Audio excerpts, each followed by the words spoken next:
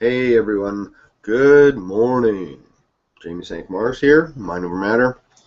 Having a little sip of my coffee.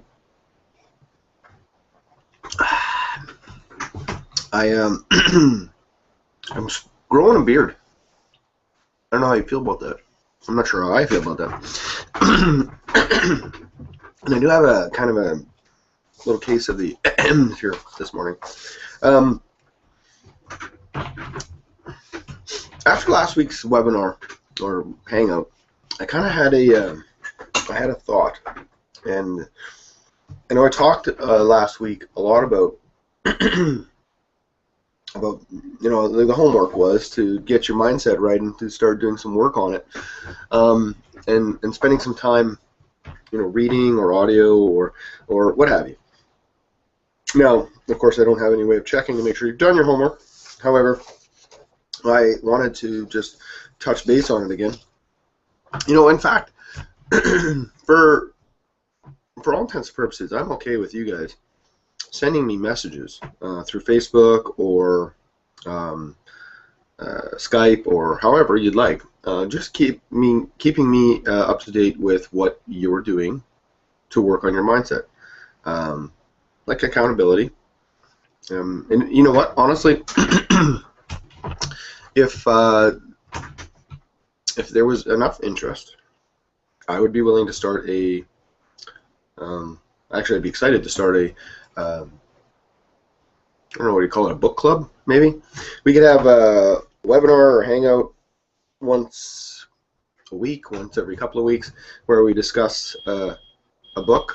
We would have chapters that everyone would need to read, and then we would discuss the chapter in detail to try and see if we can come up with what are we getting from it, maybe a different perspective from others, etc.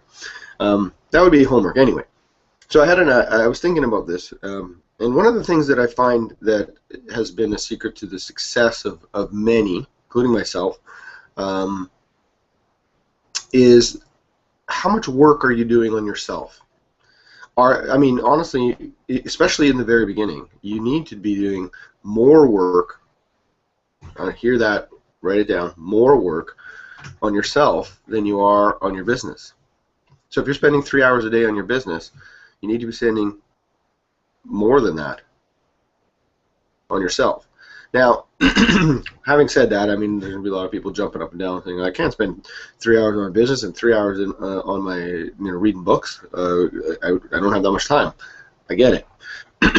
I highly recommend that you take a chunk of that 3 hours and spend it on yourself.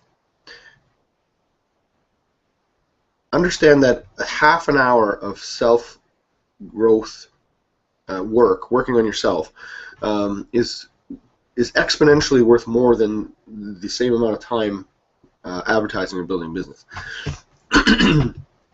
So if you spend a half an hour on yourself reading a book or audio or quality stuff, it's worth more than the 30 minutes you spent on it, because that's going to carry you through for your lifetime.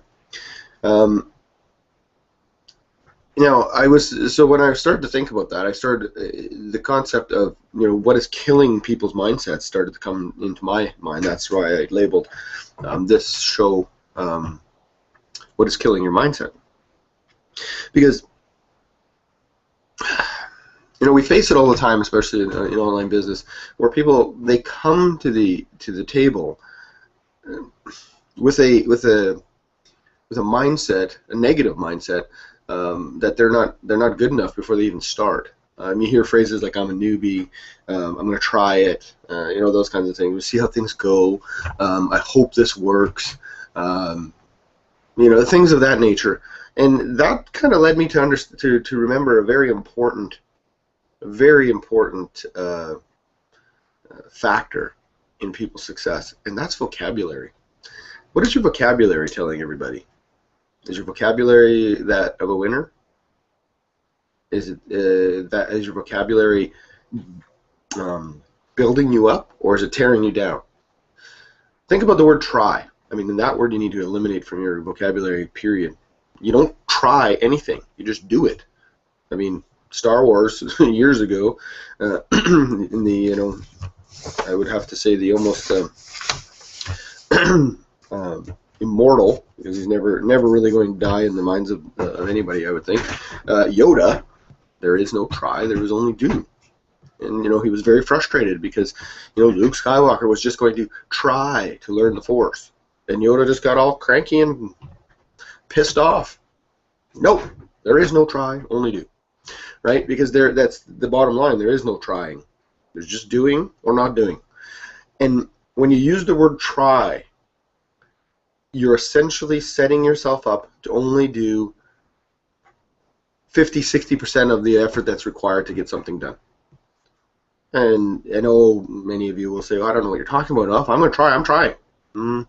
Up here, which is the most important piece of the puzzle, which if you haven't figured that out yet, well, I don't know what I'm going to have to do to get you to figure it out, but I'm telling you, right now, I'm telling you, you can believe it or not believe it, but I choose to believe it, because if you do, it's going to change things for you.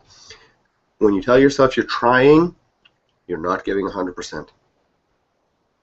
You always reserve a few 20, 30, 40% for that failure factor. I'm going to try this, but if it doesn't work, it's okay, because I didn't think it would. That's the 40%. You can't make it say, I'll try it because I think it'll work. Nobody would do that. They would just say, I'm going to do this because it works. See? They're very different. Nobody tries something because they think it will work. They try it because they don't think it'll work. The word try is a dangerous word, and it should be eliminated from your vocabulary on every level of your life. Not easy. I remember when I first read about eliminating try from my vocabulary, and I thought, I don't use the word try. And then I started thinking about it and listening for it when I would talk. Wow, I used it all the time. All the time. It's really screwed. I was really screwed up in that. So it really was very much a big moment where I realized, holy diner, I need to get this out of my head. I got to stop. So I started thinking about it, getting it out of there. Other vocabulary things like, when people come to the global online franchise and they throw out the phrase, well, I'm a newbie, you're ultimately telling yourself that this isn't going to work for you before you even start. Because you being a newbie has absolutely nothing to do with whether or not you can make money, especially with the global online franchise. The global online franchise has people, and we don't ever guarantee that someone will make money, but I can guarantee you, beyond no shadow of a doubt, and it's factual, there are a bucket load of people making money in the global online franchise. Right from people who have never been online before to people who have been online for years and never had success.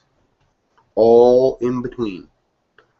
So, the phrase, I'm a newbie, so I'm going to try it out. I'm a newbie, so I'm not sure. There's a learning curve, guys. I mean, what is business? Business is a learning curve. I mean, I know we look around, we spend our day, we're all over the place, and there's businesses everywhere, both online and offline, and successful ones. And it's easy to look at them and say, oh yeah, look, there's business must be easy. Everybody's got one.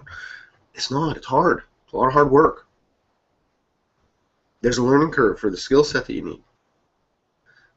I did a consulting job for a pizza restaurant, and not too long ago actually, and I, because I have such a strong background when it comes to, mindset and sort of cleaning up a mess and getting people back on track and sort of giving them direction and creating systems and getting people, working efficiently and stuff like that. I went in there like gangbusters, like I, own the world, and it was very quickly realized that, I may have a whole bunch of skills, but one skill I don't have is running a pizza place. Never done it before. Well, after I spent some time in there, well, I was right, but there was a learning curve. Was it hard? Of course it was, because I was, was fighting. I was trying to implement systems and trying to get the guys, moving in the right direction and on the same page and all that other stuff. But at the same time, being the one person in the building that didn't know how to do anything that they were doing. So it was hard for them to have any kind of, to want to learn anything from me, because they knew the nuts and bolts of the business that I didn't know. So I had to very quickly pick up as many skills as I could. But it was a learning curve. And I didn't just, throw in the towel the very first time I tried to make pizza, and it was awful, right? I mean, I just kept learning and trying and asking questions and getting and taking more action and et cetera. So, eventually I got to a point where it was all good, and I was able to get a lot more. I had more inroads to creating more systems, and it was a successful business, or not a business, but a successful a consulting opportunity that benefited the owner. It's just once you have your mindset. Sorry, I just made some notes here for today. Well, let's see, track. When I make notes, I even sometimes put wrong. It's like it's like autocorrect in my phone. So nothing's autocorrecting my writing. So once you have your mindset on track, you can't actually lose. There's nothing you can do. There's nothing that can happen to you that you will ever lose at, because when you hit that first bump in the road, or the brick wall, or somebody tells you you're ridiculous, or whatever it is that happens, it won't stop you. Why? Because you have your mindset right, and you'll go after it again. One of the things that pardon me. One of the things that I was asking myself when I was thinking about it last week, after I came out of the last week's meeting, webinar, hangout, whatever you call these things. What exactly is the realization of your dreams or goals? Like, what exactly does that entail? Where are you when you've sort of got to that point? And it really dawned on me that it's a lot. It's a combination of things, right? And it's a combination of things that it's a combination of things such as hold on a sec here. It's a combination of a lot of factors, okay? And there's a couple of main factors that really pull in here, but it's like there's a lot of effort, a lot of work, a lot of trial and error. There's a lot of sleepless nights sometimes, I guess, when you're building a business. There's a lot of no's or a lot of failure. But with sorry, I'm going to read that whole train of thoughts. Kind of got all muddled up in my head. I'm going to start over. So we're talking about what exactly is it when you come to the realization of your dreams and goals. It's a combination of a lot of effort, a lot of work, a lot of sleepless nights and potentially sleepless nights, and then a lot of no's or failures or hiccups or bumps in the road or brick walls or friends and family telling you you're crazy or whatever it is. But there's a lot of it, and that's combined with the eventual yeses and the eventual successes and the eventual financial returns and the eventual. It's a mixture of those main three things, right? I was reading the book, and no surprise, but I just wanted to pull the book over because I wanted to make reference to a very specific thing, especially when it comes to this nose and effort. Look at someone like Thomas Edison, who invented the light bulb. But for a lot of people, they don't realize, because most people, we turn on the lights, it just works, and we know, hey, Thomas Edison invented the light bulb. See, it's interesting, when you're in school, they don't teach you about the story of Thomas Edison. They just teach you that he created the light bulb, and that it was miraculous and amazing, and he changed the world, and blah, blah, blah. But what about the story? Because it's the story that's more important than the light bulb. And people think about what they think about that, they're like, what do you mean the story is more important than the light bulb? The light bulb gives us light. The story of how the light bulb was invented is the most critical piece of the puzzle, and which is why, as a general rule, I'm not the biggest fan of organized or standard teaching in schools, because they don't really teach you anything that you're going to be able to use for your success. I know it's big words and everyone's going to freak out, but I'm not saying don't go to school, kids. Go to school because you need to go somewhere. You need, and you know, the world still recognizes things like diplomas and stuff like that, so you need to have that in place. But let's talk about Thomas Edison's story. Did you know, in the process of trying to invent the light bulb, Thomas Edison failed more than 2,000 times? 2,000. 2000. Let me ask you this. Have you failed in your attempt to get the global online franchise up and running to the level you want it to 2,000 times? Didn't think so. So until you're at 2,000 times, I suggest you keep pushing. Further on to that story, 2,000 times he tried and it didn't work out. 2,000 times, essentially 2,000 times he was told no. You know, he went out and didn't work. That's kind of, it would be the same and a very similar, or a what's the word, metaphor for someone saying no to you. Like if you went to the bank to get a loan for a brick and mortar business, and you know the first bank said no, second said no, 50 banks later said no, but you went to bank 51, and guess what? They said, you know what, we like your idea, we're going to take a chance on you, here's the money. Had you stopped at, you know, the 25th one and said, this is worthless, nobody will give me the money, you'd have never got to 51, which is where you got the money, and off you go and enjoy your business, right? So he could have given up, Thomas Edison could have given up anywhere between 1 and, I don't know, 2,000 he could have given up. And just quit and said, forget it, it's just not possible to make a light bulb. But he kept looking for his one yes, or the success.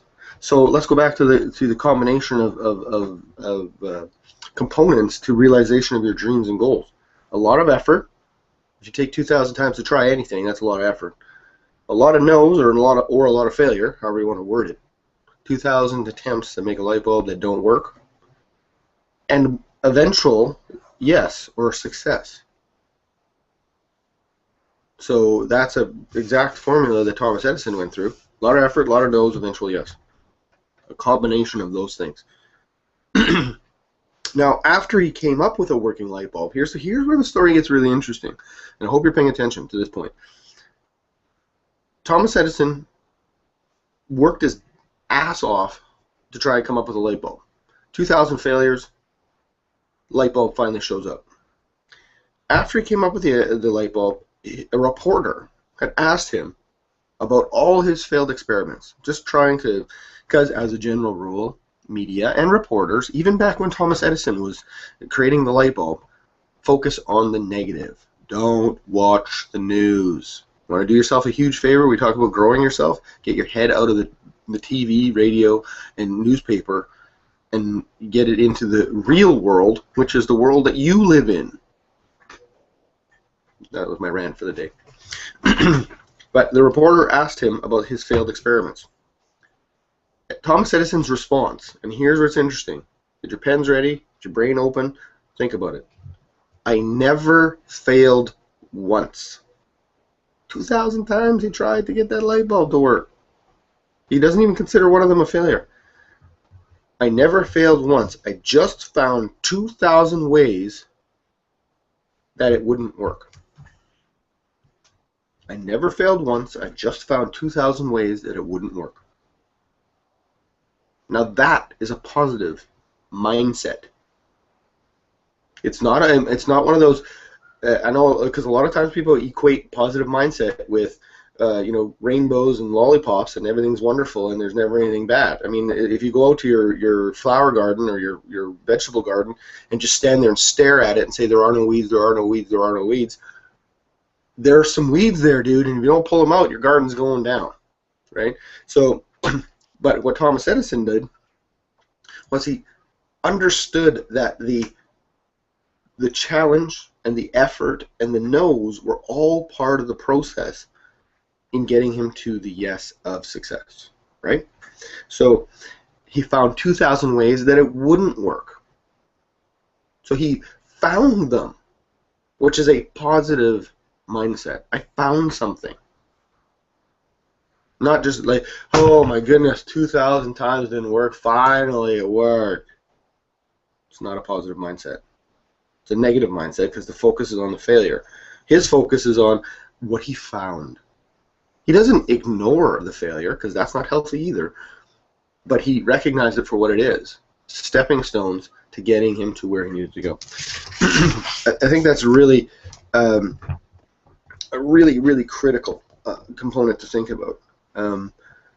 Just see if there's anything more here. I'm just trying to remember if there was anything more about Thomas Edison on this one spot here.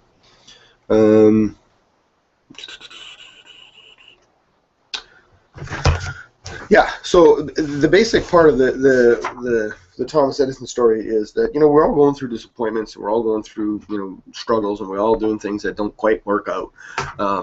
But the bottom line is that every single time you take an action, make some effort, and come across that roadblock or that no, you're actually in a position of learning. You're in a position of finding out what doesn't work, so you don't do it again. Now, granted, this is why we create things like the Global Online Franchise, why Paul Birdsall creates things like the 30-Day Success Guide, why Paul Birdsall's created a lot of products in his career of online marketing, or in the online industry, pardon me, and all of those products are designed to shorten the 2,000 attempts to make the light bulb.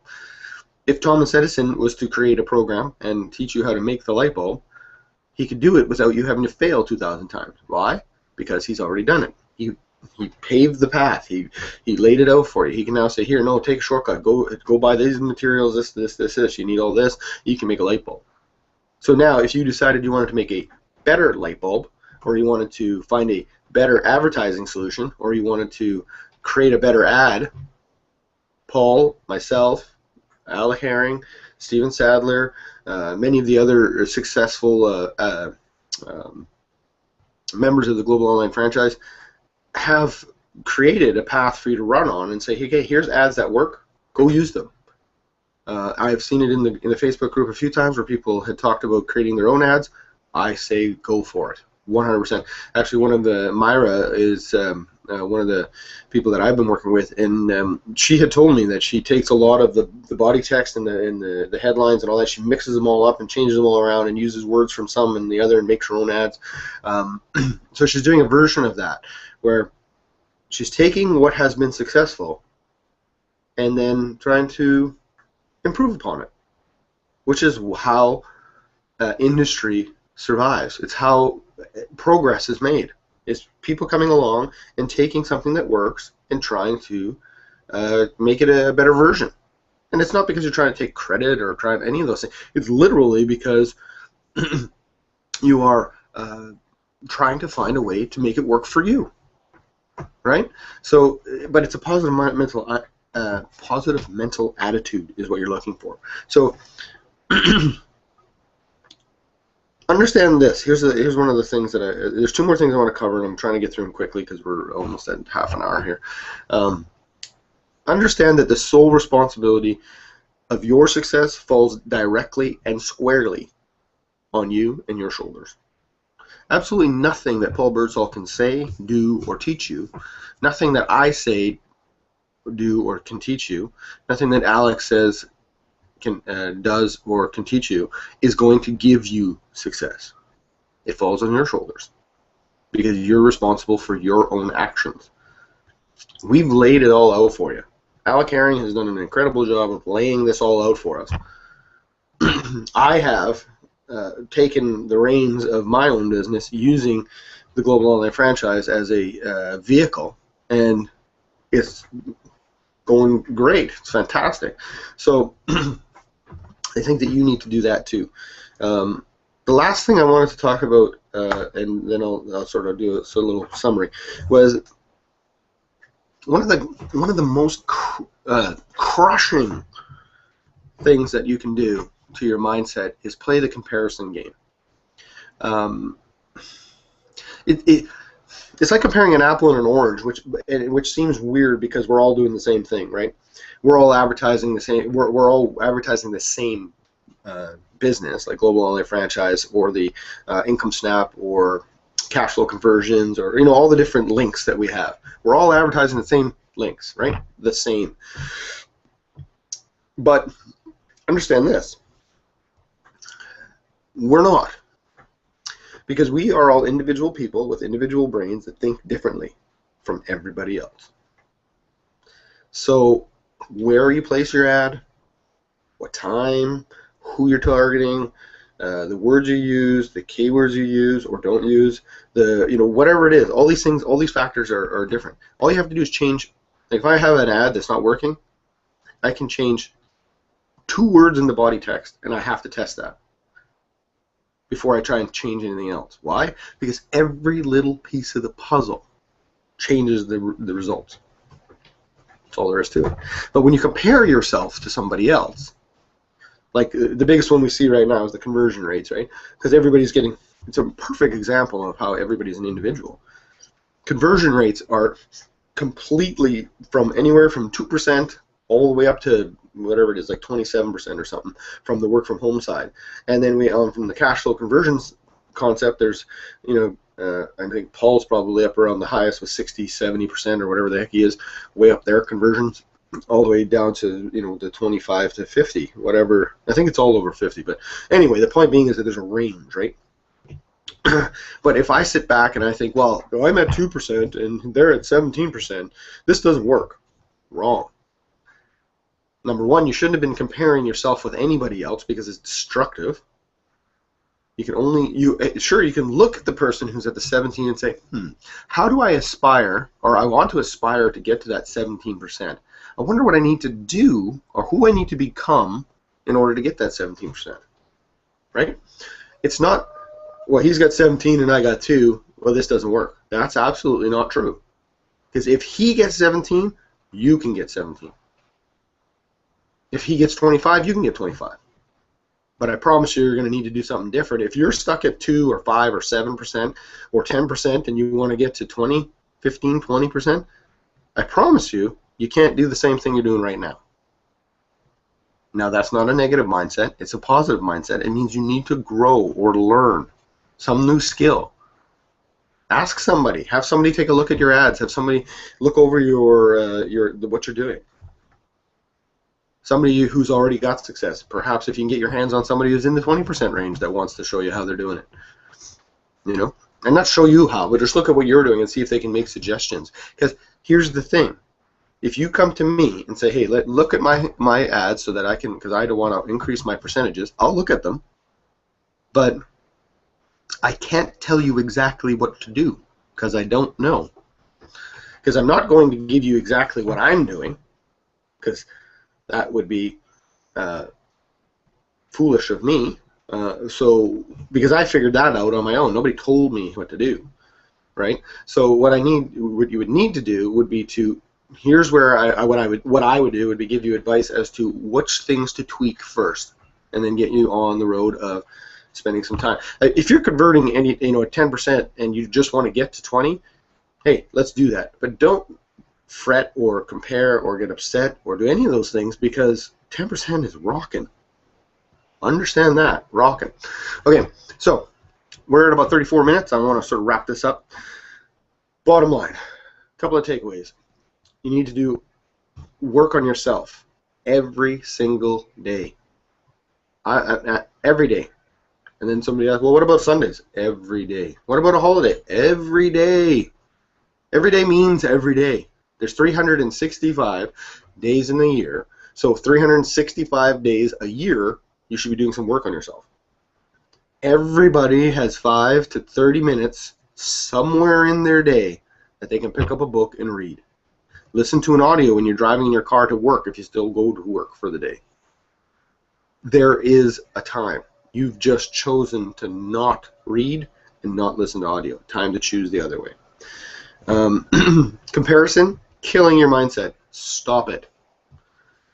Use a comparison for one thing and one thing only. A benchmark as to what you want to aspire to. That's it. Not a, they're better than me, I suck, this doesn't work, none of that. If you're comparing to prove to yourself that this doesn't work so you can quit, then stop it. Responsibility falls solely on you for your success. Positive mental attitude. If your positive mental attitude is on track, there's absolutely nothing or no one who can stop you from succeeding. Period. There's a learning curve in any successful venture. It's not going to be easy or fun, but it's an absolute necessity in order for you to have success. Vocabulary. I'm going to leave you with vocabulary. Vocabulary is the #1 killer of mindset. It's your vocabulary. What words are you using? What are you speaking out into the universe on a day-to-day basis, on an hour-to-hour basis, on a minute-to-minute basis? Spend some time in this week listening to the words coming out of your mouth. Sounds ridiculous because we all say, well, I talk and I can hear myself talk. Really listen. You will be stunned and amazed. Look at the words you type when you write into your Facebook chat groups or into your friends, or when you're sending text messages or emails or BBM messages or iPhone messages or whatever kind of messages you're sending out to the world. Spend some time, go into your phone. They're all still there. Go back and look at the vocabulary you're using when you're talking to your friends and family. Look at the vocabulary. Then spend some time when you're having conversations with other people. What words am I using? Just listen. You'll hear it because you're consciously aware. Right now you talk and you type and you sit there and you're texting away and you're talking to a friend and you're having a conversation. You guys are having coffee or tea or your lunch or whatever, and you're just talking. And you're not consciously aware of the words coming out of your mouth. You're just spewing them out, or you're not consciously aware of what you're typing. You just tick, tick, tick, tick, tick, tick, tap, tap, tap. Become consciously aware of the words coming out of your mouth, the words you're putting into print, and analyze it. Not to the point of, the paralysis by analysis concept. Just become consciously aware of the words you're speaking and the words you're typing. That is the major focus I want you to have for this week, because it is going to change the way you live your life, and only for the positive. Because when you become more positive, the people around you become more positive. And I don't necessarily mean that that you can influence them to become positive. They'll either stop being negative around you, or just stop talking to you about negative things, because negative people only really want to talk to other negative people. So I'm just telling you, a little tip. You got too many negative people in your life, it's because you will let them be negative. And when I say let, that means you just agree with them. You add more crap on the pile, or you race to the bottom with them. So vocabulary, vocabulary, vocabulary. Killing your mindset. Killing. All that hard work you do, poor vocabulary will erase it all. Okay? So yeah. Anybody got any questions really quick? I got like 2 minutes left that I want to talk here. No? If you got any questions, I will take them right away real fast. I know there's a slight delay, but if anybody does, let me just take a sip of coffee while we just see if any roll in.